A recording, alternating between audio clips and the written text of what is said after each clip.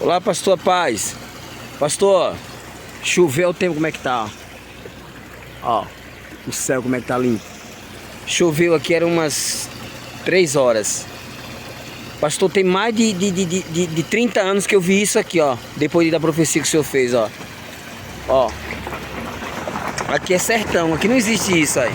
Nunca existiu isso, ó.